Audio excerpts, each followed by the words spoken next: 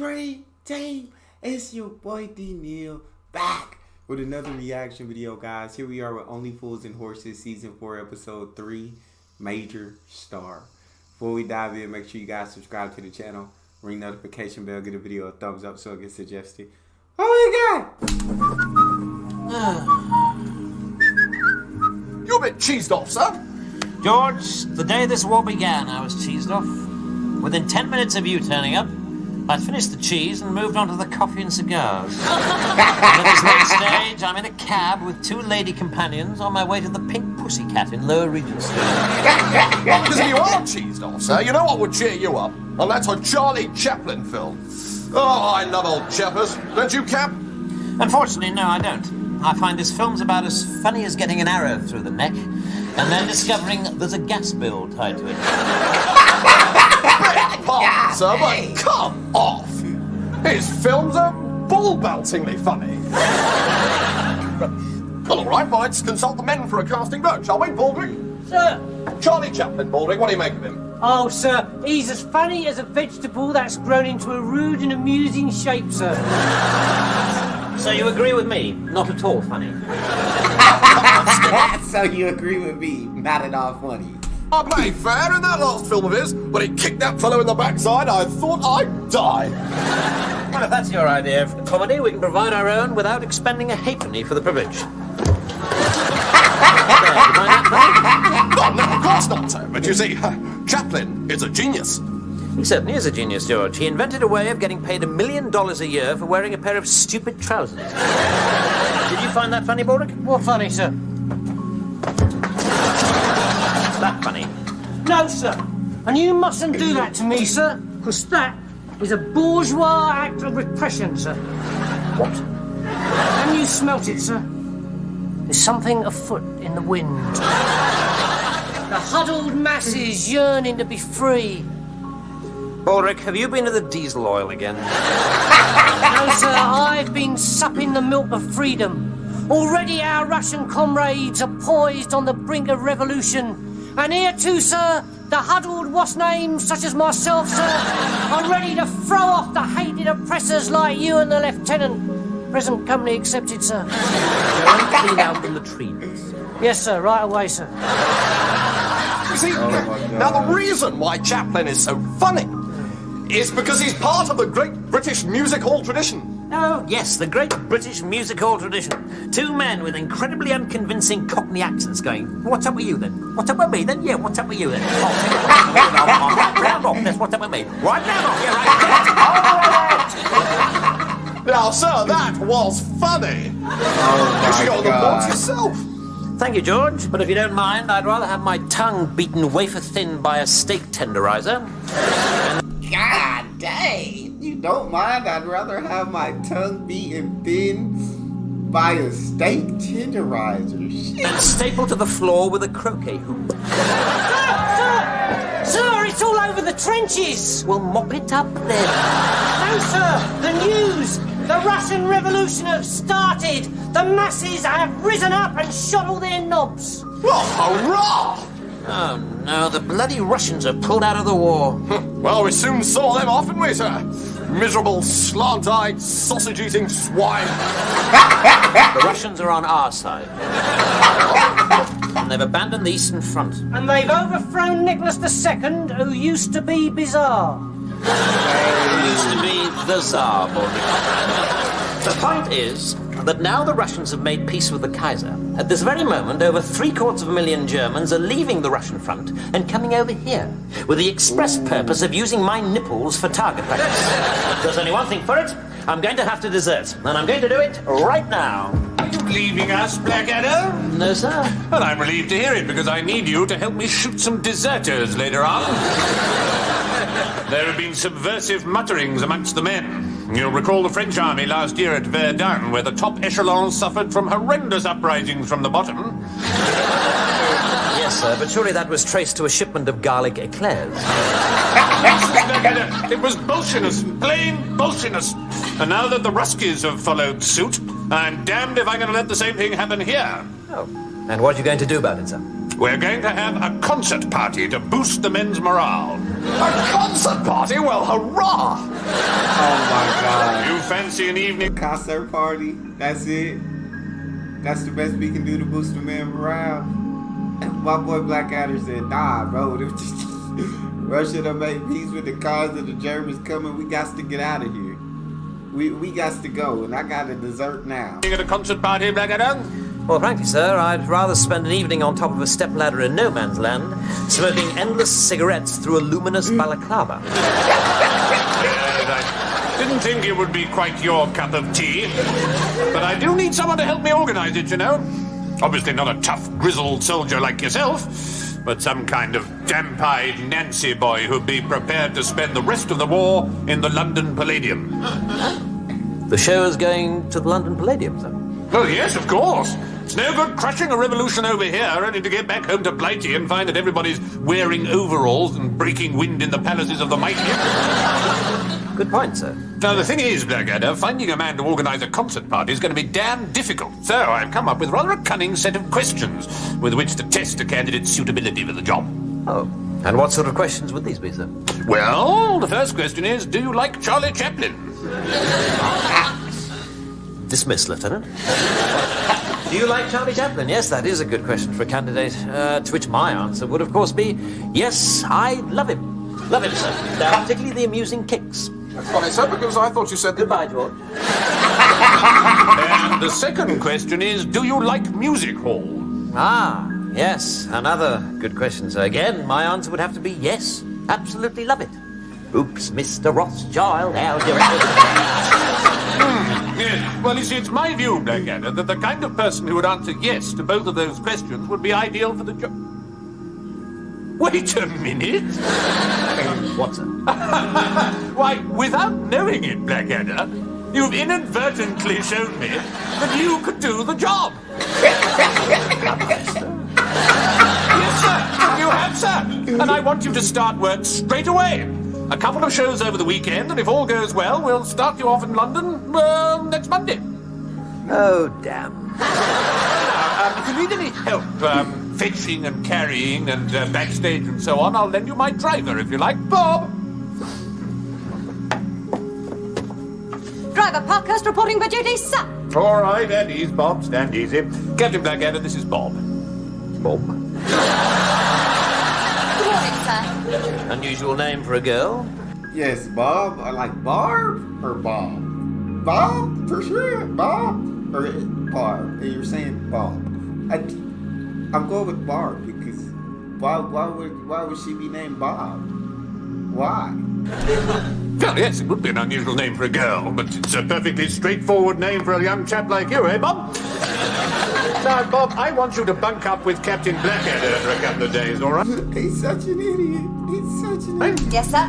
I think you'll find Bob just the man for this job, Blackadder. He has a splendid sense of humor. He, sir, he. You see, you're laughing already. Right. Well, now, Bob, I'll leave you two together. Why don't you get to know each other, play a game of cribbage, have a smoke, something like that. They tell me that Captain Blackadder has rather a good line in rough shag. I'm sure he'd be happy to fill your pipe. Carry on. Sir, you're a chap, are you, Bob? Oh, yes, sir. You wouldn't say you were a girl at all. Oh, definitely not, sir. I understand cricket. I fart in bed. Everything. I understand cricket. I fart in bed. How much more bad can I be? Well, let me put it another way, Bob. You are a girl. And you're a girl with as much talent for disguise as a giraffe in dark glasses trying to get into a polar bears only golf club. Oh, sir, please don't give me away, sir. I just wanted to be like my brothers and join up. I want to see how a war is fought so badly. Well, you've come to the right place, Bob. The war hasn't been fought this badly since Olaf the Hairy, High Chief of all the Vikings, accidentally ordered 80,000 battle helmets with the horns on the inside. I want to do my bit for the boys, sir. Oh, really? I'll do anything, sir. Yes, I'd keep that to yourself if I was you, Bob. Right, Bob. The second half starts with Corporal Smith and Johnson as the three silly twerps. All right, sir. The big joke being there's only two of them. I love that. That always cracks me up, sir. Followed by Baldrick's impersonation of Charlie Chaplin.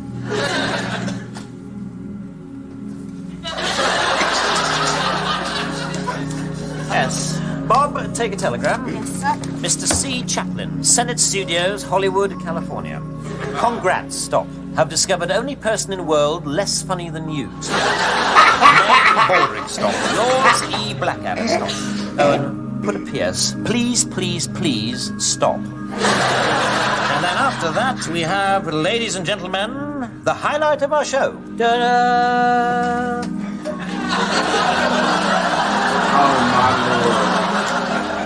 I feel fantastic. Of course you do. Of course you feel good. How did I know that you would? How did I know that you would? Gorgeous Georgina, the traditional soldier's drag act. You look absolutely lovely, sir. Baldrick, you are either lying, blind, or mad. The lieutenant looks like all soldiers look on these occasions, about as feminine as W.G. Grace. What are you going to give him, George? Well, I thought one or two cheeky gags, followed by she was only the ironmonger's daughter, but she knew a surprising amount about fish as well. Inspired. Well, at least you made an effort with the dress. What about your costume, Baldrick? I'm in it, sir. I see. So your Charlie Chaplin costume consists of that hat. Except that in this box, I have a dead slug as a brilliant false moustache. Yes, only quite brilliant, I fear. How, for instance, are you to attach it to your face? Well, I was hoping to persuade the slug to cling on, sir. Baldrick, the How are you going to attach it to your face? I was hoping to persuade the slug to cling on, sir, even though it's a dead slug. slug is dead. If it failed to cling on to life, I see no reason why it should wish to cling on to your upper lip. Baldrick, come on. Slugs are always a problem. What you've got to do is screw your face up like this, see? And then you can clamp it between your top lip and your nose. What? Like this, sir? That's it, that's splendid. Right, sir, there's a visitor to see you. Good Lord, Mr. Chaplin. This is indeed an honour. Why, it calls for some sort of celebration. Baldrick! Sir, that is extraordinary because you see, this isn't Chaplin at all. This is Baldrick. Yes! It's me, sir!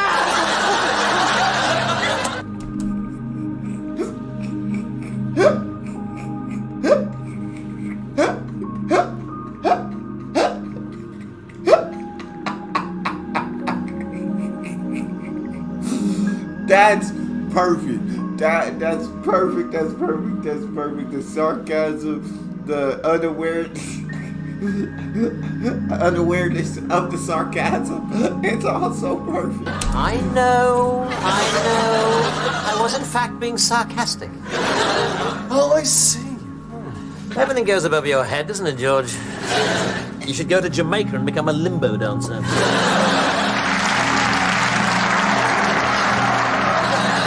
They love him, sir. We're a hit.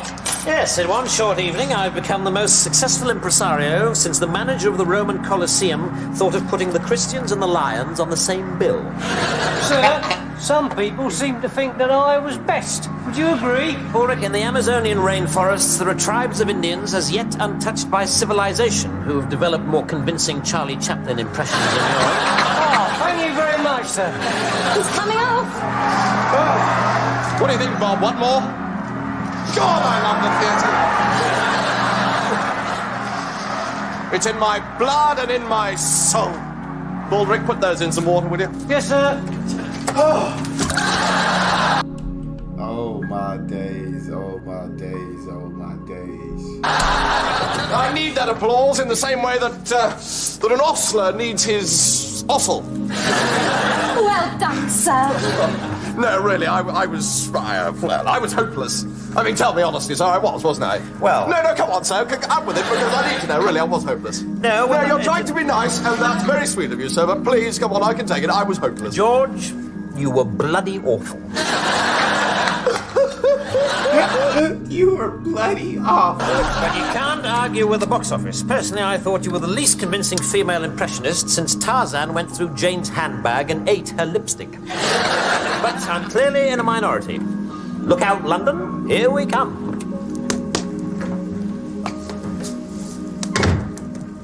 Ah, Captain Darling. Ah, Captain Blackadder. I must say, I had an absolutely splendid evening. Oh, glad you enjoyed the show. The show? No, I didn't go to the show. Important regimental business. A lorry load of paper clips arrived. 2 lorry loads, actually. Welcome to the great director, Maestro. You enjoyed it, sir? Well, it was mostly awful, but I enjoyed the slug balancer. Private Baldrick, sir. That's right, yes. Slug fell off a couple of times, but you can't have everything, can you? I'd just suggest a bit more practice and perhaps a little sparkly costume for the slug. Oh my god, bro. I can't believe he enjoyed that. But I should have known. Of course he enjoyed it. I'll pass that on, sir. But I do have certain other reasons for believing the show to be nothing but a triumph. Captain Darling has your travel arrangements, ticket to Dover, rooms at the Ritz and so forth. Oh, thank you, sir. However, there is one small thing you might do for me. Yeah. Captain Blackadder, I should esteem it a signal honor if you would allow me to escort your leading lady to the regimental ball this evening. Our leading lady? The fair Georgina. Ah, very amusing. Do you think she'll laugh in my face? I'm too old, too crusty? No. No, it's just that as her director, I'm afraid I could not allow I it. could always find another director who would allow it. I cannot believe that he don't know that that's George. Oh my god. But why am I shocked? Why am I surprised? I don't know. Well, I'll see what I can do, but I must insist that she be home by midnight and that there be no hanky-panky, sir, whatsoever. I shall, of course, respect your wishes, Blackadder. However, I don't think you need to be quite so protective. I'm sure she's a girl with a great deal more spunk than most women you find. Oh, dear me. Absolutely not, sir. It's profoundly immoral and utterly wrong. I will not do it. We can always find another leading lady. Well, the dress will need a clean. Now, the important thing is that Melchett should under no circumstances realize that you're a man. Yes, understand that. In order to ensure this, there are 3 basic rules. 1, you must never, I repeat, never remove your wig. All right. Second, never say anything. I'll tell him at the beginning of the evening that you're saving your voice for the opening night in London. Excellent, sir. And what's the third? The third is most important. Don't get drunk and let him shag you on the veranda.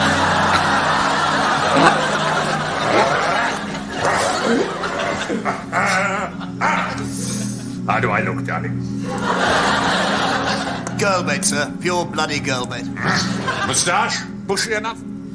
Like a privet head, sir. Because I want to catch a particularly beautiful creature in this bush tonight. I'm sure you'll be combing women out of your moustache for weeks, sir. God, it's a spankingly beautiful world, and tonight's my night. I know exactly what I'll say to her. Darling. Yes, sir? Oh my god. I don't know, sir. Well, don't butt in. I want to make you happy, darling. Well, that's very kind of you, sir. Can you kindly stop interrupting? If you don't listen, how can you tell me what you think? I want to make you happy. If you don't listen, how can you tell me what to think? Oh, he said Darling in a sense of the girl, but Darling thinks he's calling his name, so yeah, it's Darling, funny. I want to build a nest for your 10 tiny toes. I want to cover every inch of your gorgeous body in pepper and then sneeze all over you. Really, sir? I must protest. What is the matter with you, darling?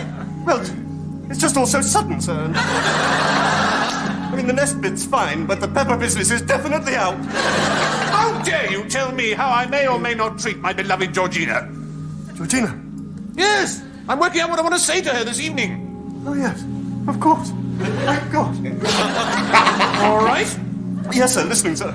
Honestly, darling, you really are the most graceless, dim-witted bumpkin I ever met. I don't think you should say that to her. Where the hell that George. It's 3 o'clock in the morning. He should be careful wandering around the trench at night with nothing to protect his honour but a cricket box. Hello, Captain.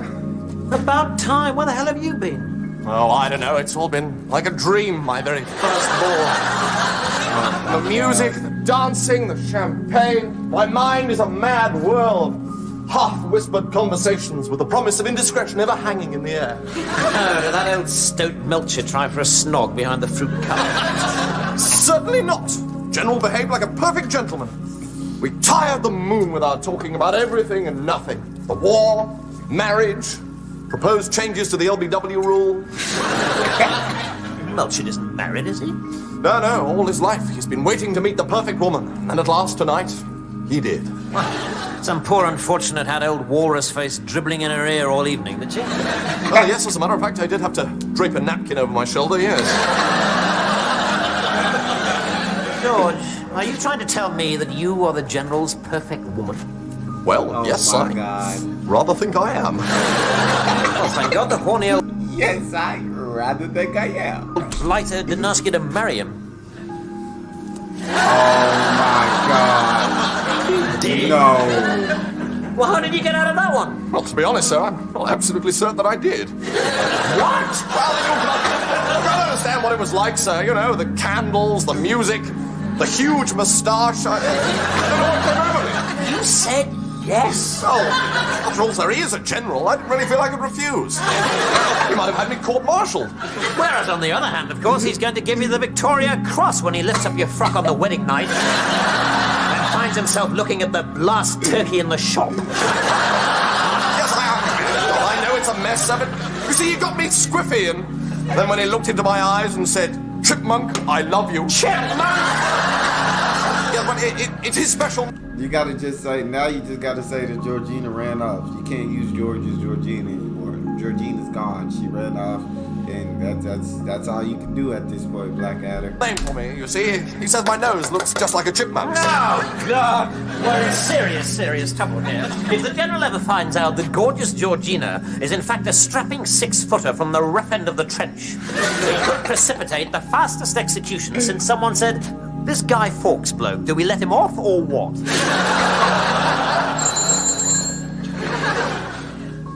Hello?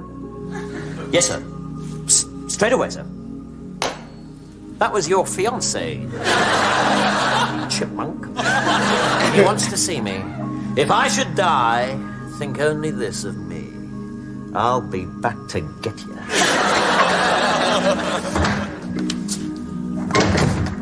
Sir, I can explain everything. Can you, Blackadder? Can you? Well, no, sir, not really. I thought not. Who can explain the mysteries of love? Oh, I'm in love with Georgina, Blackadder. I'm going to marry her on Saturday, and I want you to be my best man. I don't think that would be a very good idea, sir. And why not? Because there's something wrong with your fiancée, sir. Oh, my God, she's not Welsh, is she? she's not Welsh, is she? Sir, it's a terrible story, but true. Just a few minutes ago, Georgina arrived unexpectedly in my trench. She was literally dancing with joy, as though something wonderful had happened to her. Makes sense. Unfortunately, she was in such a daze, she danced straight through the trench and out into no man's land. I tried to stop her, but before I could say, "Don't tread on a mine," she trod on a mine. Well, I say a mine, it was more a cluster of mines, and she was blown to smithereens, and as she rocketed up into the air, she said something I couldn't quite catch, totally incomprehensible to me, something like, "Tell him his little chipmunk will love him forever." I mean,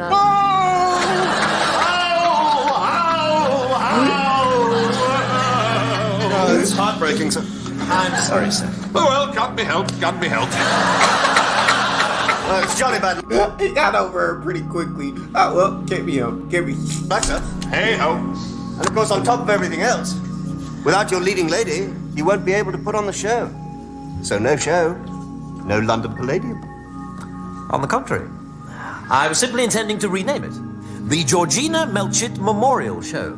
Oh, no. Georgina was the only thing that made the show come alive. Apart from her, it was all awful. Awful. Yes, you'll never find another girl like Georgina by tomorrow. Well, it's funny you should say that, sir, because I think I already have. Who is she? Georgette. Who is she? So come on, sir, who is she? Well, that's the problem, isn't it? I haven't a bloody clue. You gotta put him in another wig. Call her Georgette. The only attractive woman around here is carved out of stone, called Venus, and is standing in a fountain in the middle of the town square with water coming out of her armpits. Or I guess you could put Bob on stage. I assume. I don't know how good Bob would be. So we're a bit stuck. Morning, chaps. Morning, Bob. Morning, Bob. You can say that again, George. We're in the stickiest situation since Sticky the stick insect got stuck on a sticky bun. We are in trouble. Not any longer, sir. May I present my cunning plan? Don't be ridiculous, Baldrick. Can you sing? Can you dance? Or are you offering to be sawn in half? I don't think those things are important in a modern marriage, sir. I offer simple home cooking. Baldrick, our plan is to find a new leading lady for our show. What is your plan? My plan is that I will marry General Melchett. I am the other woman. Well, congratulations, Baldrick. I hope you'll be very happy. I will, sir, because when I get back from honeymoon, I will be a member of the aristocracy, and you will have to call me milady. Remember your revolutionary principles, Baldrick. I thought you hated the aristocracy. I'm working to bring down the system from within, sir. I'm a sort of a frozen horse. Trojan horse. Anyway, I'm sort of a frozen horse. I can't see what's so stupid about marrying into wealth and money and not having to sleep in a puddle. No. It's the worst plan since Abraham Lincoln said, "Oh, I'm sick of kicking around the house tonight. Let's go take in a show." For a start, General Melchett is in mourning for the woman of his dreams. He's unlikely to be in the mood to marry a two-legged badger wrapped in a curtain. Secondly, we are looking for a great entertainer. And you're the worst entertainer since St. Paul the Evangelist toured Palestine with his trampoline act. Now we'll have to find somebody else. Oh What my about Corporal God. Cartwright, sir? Corporal Cartwright looks like an orangutan. I've heard of the bearded lady, but the all-over body hair lady, frankly, just isn't on. Willis? Too short, Petheridge? too old, Taplow? too dead. Oh, this is hopeless. There just isn't anyone. Goodbye, goodbye. Wipe the tear, baby dear, from your eye. What am I doing, Bob? Sir? Still, what a brilliant idea! Bob, can you think of anyone who could be our leading lady?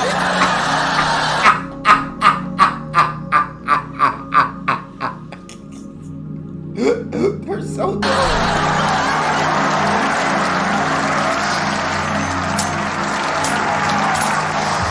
What do you think, Bob? One more? No, George. Always leave them hungry.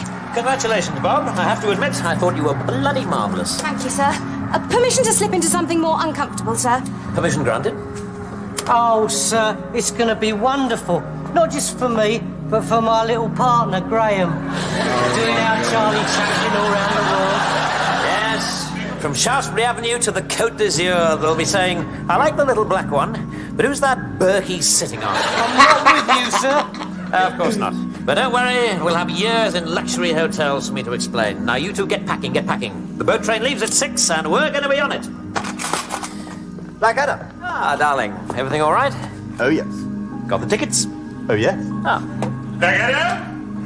Oh, hi, General. Enjoy the show? Don't be ridiculous. The worst evening I've ever spent in my life. I'm sorry. Will you hey. stand still when I'm talking to you? If by a man's word shall he know him, then you are a steaming pile of horse manure. But surely, sir, the show was a triumph. A triumph? The 3 twerps were 1 twerp short. Again? The slap balancer seems now to be doing some feeble impression of Buster Keaton. And worst of all, the crowning turd in the water pipe, that revolting drag act at the end. Yes, poor Bob Parker is being made to look a total arse. With that thin, reedy voice and the stupid, effeminate dancing. So the show's cancelled. Permanently. Dang. But what about the men's morale, sir, with the Russians out of the war and everything? Oh, for goodness sake, Blackadder, have you been living in a cave? The Americans joined the war yesterday. So how is that going to improve the men's morale, sir? Oh, because, you gibbering imbecile, they brought with them the largest collection of Charlie Chaplin films in existence.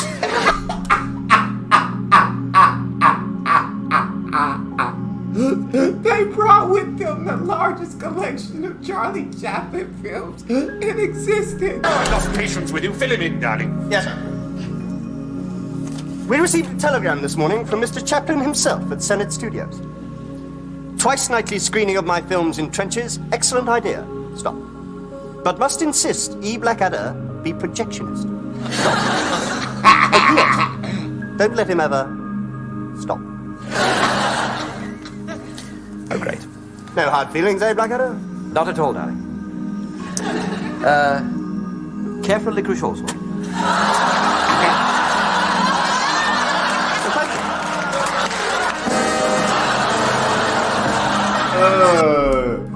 That's all we got. You guys got a favorite video suggestion? You can subscribe to Patreon and drop it in the comment section. It's your boy D. Out.